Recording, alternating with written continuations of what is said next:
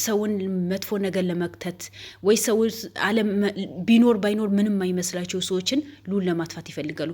ልዑል ሰብአዊነት ሰው በመሆኑ ብቻ ባለውን ነገር ፍትሃዊ ሆኖ በራሱ ባለው ነገር ለመኖር የሚያብቃቃ ልጅ ነው። ያ ነገር ጥሩ ነገር ለምን ሰራህ ብሎ ነው ይህን ያህል በደር የሚያደርሱበት፣ ይህን ያህል ጉዳት የሚያደርሱበት።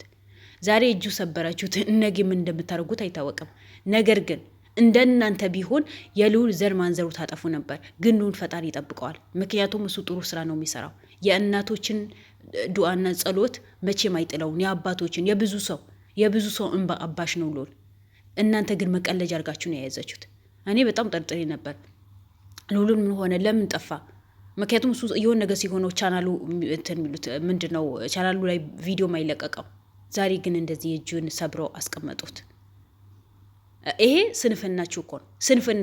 ስንፍና ባትሆኑ እንደነሱ ጀግና ብትሆኑ ኖሮ መታችሁ እንደነሱ ፊት ለፊት በተገፋጠችሁበት። ምን መሰላችሁ ውድ ቤተሰቦች፣ አጋጣሚ የአቤል አጎት ሚስት አንዷ እዚህ አገር ቤት እንዳለች ይታወቃል። እሷ ቤት ጥቆማ ተደርሶ ወደዛ በሄዱበት ነው የሆነ ሰው ልዑል እዛ እንደሚሄድ ነግረዋቸዋል። ምክንያቱም በልዑልና በአቤል ውስጥ ወሬ የሚያመላልሱ ሰዎችና መረጃ የሚያመላልሱ ሰዎች እንዳሉ ይታወቃል። በየጊዜ ብር ይከፈላቸውና ልዑልን ሆነ አቤልን ሆነ ብሩክን ሆነ ዘላለም ሆነ ለመሸጥ የሚሞክሩ ሰዎች የግል ከራሳቸው የሚሰሩ ሰዎች አሉ፣ እንደነሱ ብር ወዳጅ የሆኑ ግን ከነ ልዑል ደግሞ ለእውነት የቆሙ የሚያስበስሉ ሰዎች አሉ። መረጃ ደርሰዋቸው መሰለኝ መጀመሪያም ተዘጋጅተው ጠበቀዋቸው። ተዘጋጅተው ሆነ ብሎ ተደራጅተው ነው የጠብቋቸው። ልዑልን ሆነ ብሎ ገብቶ ግቢው ሲፈትሽ ነው ሌሎቹ ሌላ ቦታ ሲፈትሹ ምንም ሳይዘጋጁ ሰው የለም በማለት ነው ሳያቅ ከኋላ መጥቶ ለዛውም ጭንቅላቱ ሊሉት ነው ያሰቡት የነበረው። ምክንያቱም ሊገሉት ነው የሚሞክሩት ሁሌ። ግን እጁ ላይ ያረፈ ፌሮውን እጁ ላይ ያለፈ የአቤል አጎት ሚስት ደግሞ ከጓሮ ቤት አስመለጠዋት። ከጓሮ በኩል በር ነው ያስመለጠዋት። ዛሬ ያመለጠች ነገ አታመልጥም።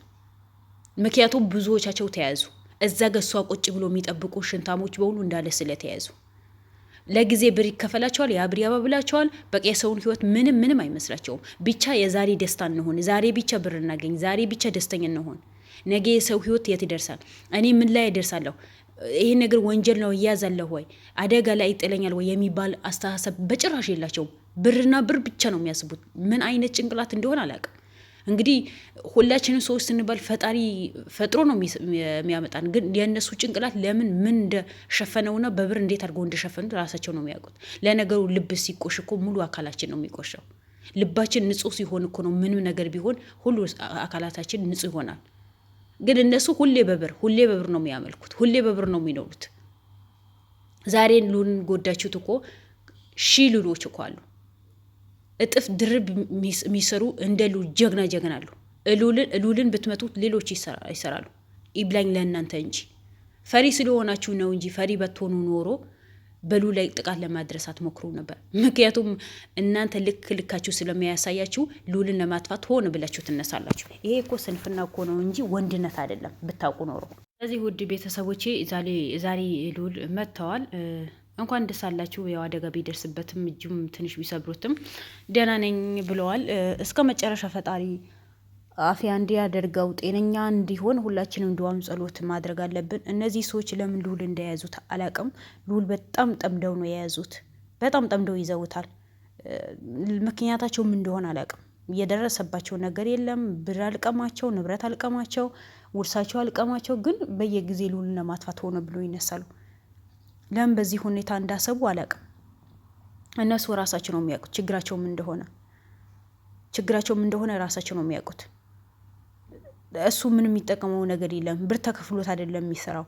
ለወገኔ ልቁም፣ ወገኖቼ መጎዳት የለባቸውም፣ ወገኖቼ ምንም መሆን የለባቸውም ብሎ ለወገኖቹ ስለሰራ ስለደከመ ስለሚለፋ ለምን ትለፋለህ? ለምን ትደክመለህ? ለምን እንደኛ ጭበርብረህ አትኖርም እኮ ነው የእነሱ አማርኛ። በቃ እንደዛ ነው ይመስለኛል የእነሱ አስተሳሰብ።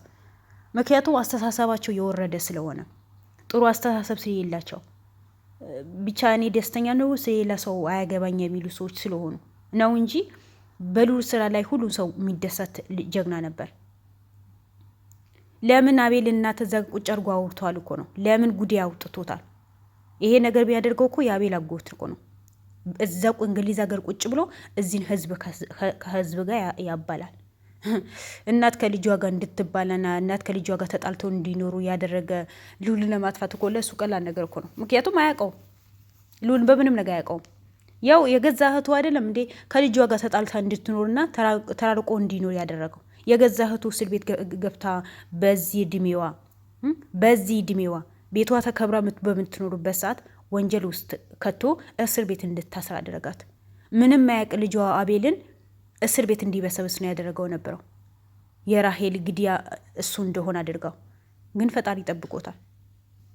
ስለዚህ በልዑል ላይ ምንም ነገር ቢያደርገን ብዙም አይሞቀኝም አይደንቀኝም። ምክንያቱም ልዑል አያውቀውማ። የገዛ እህቱ የራራ ሰውዬው የልዑልና የብሩኬ ይላላል ማለት ይከብዳል፣ በጣም ይከብዳል። መጀመሪያ ማንኛውም ሰው ጥሩ ነገር ለመስራት ከቤተሰብ ነው የሚጀምረው አይደል? ከቤተሰብ ነው የሚጀምረው። የውጭን ሰው ጥሩ ነገር ይሰራል ማለት ዘበት እኮ ነው። ምክንያቱም እያንዳንዱ የተደበቀ ሚስጥር ልዑል በየጊዜ ሂዶ ፈርፍሮ ስለሚያወጣ ፈራ። ገብቷቸዋል? ፈራ።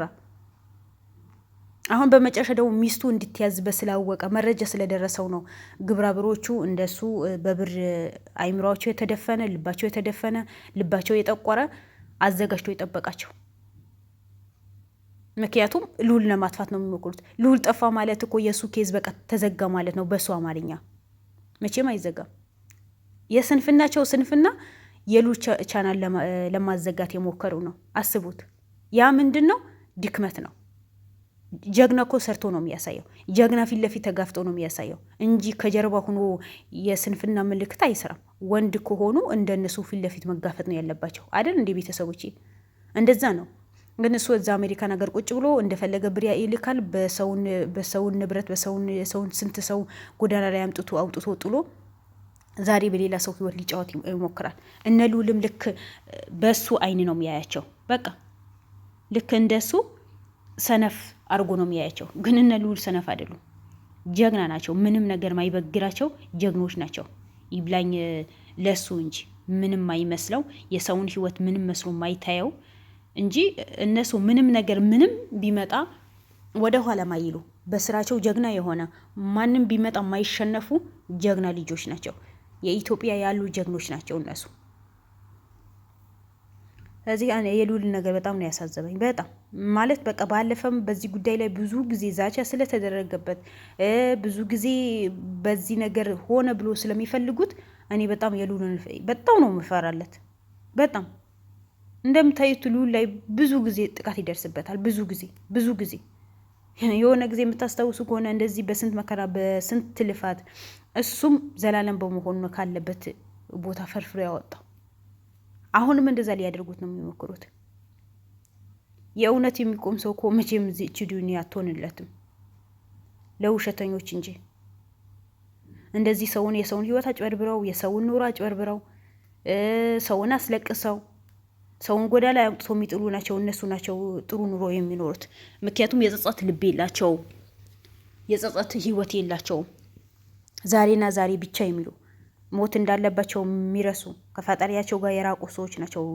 በዚህ ልክ ሰው ሙሉ መጉዳት የሚነሱ እንጂ እኔ ሰው ነኝ ያ ሰው ነው ብሎ የሚያስብ ሰው በሰው ላይ ጉዳት አያደርስም። ለማንኛውም ልዑልም እንደዚህ ጥሩ ደህና ምንም ሳትሆን ይሻልሃል፣ አንተም ቀላል ነገር ነው ብለዋል። ያኔ ብዙም አልተሰበረም። ምክንያቱም የጭንቅላቱ የተመኙት ነው አላህ አግዞት ልጁ ላይ ነው አደጋ ያደረሱት። ስለዚህ ለማንኛውም በዚህ ልክ ማየቱም ትልቅ ነገር ነው። ሌላ ነገር አላደረሱበትም። ቢገሉትኛ ምን እናደርጋለን? ከጸጸት ውጪ እንኳን አንድ ቀን ሁለት ቀን ሲጠፋ ልዑል ምን ያክል እንደሚጨንቀን ሁላችንም የምናውቀው ነገር ነው። ሁላችን የልዑል ነገር ያሳስበናል። ሁላቸውም አንድ ሁለት ቀን ሲጠፉ እኮ ያሳስበናል። ይሄ የታወቀ ነው። ግን በአብዛኛው ልዑል ላይ እንደዚህ አይነት አደጋዎችን ስለሚበዙበት እኔ በጣም ነው መፈራለት። እንግዲህ በሄደበት በሙሉ ፈጣሪ ይጠብቀው እንጂ ሰው ከባድ ነው። ተጠንቅቃችሁ ማጠነቁትም በአንድ በኩል ብጠነቁ በአንድ በኩል ያጠቃችሁ ይሞክራል። እና ለማንኛውም ልዑል ፈጣሪ ይጠብቅ፣ ፈጣሪ አፊ ያርግ። እንዲሆነ ማየታችን እኛ ትልቅ ነገር ነው። ምክንያቱም ምን ሆነ፣ የት ገባ፣ የት ወጣ፣ ለምን ነው የጠፋ ብለን ከጭንቀት ይሻላል።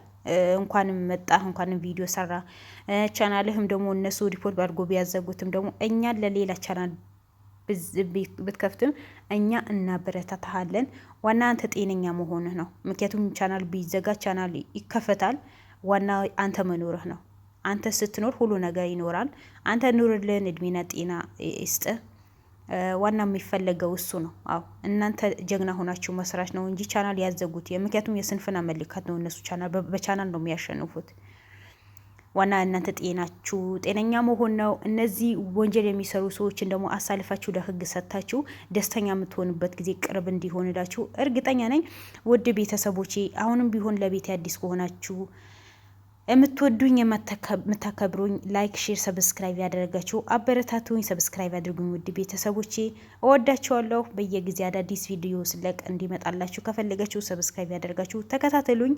ከሁሉ ነገር ነጻ ጽድት ያለ ቻናል ነው። ባይ ባይ። እወዳችኋለሁ።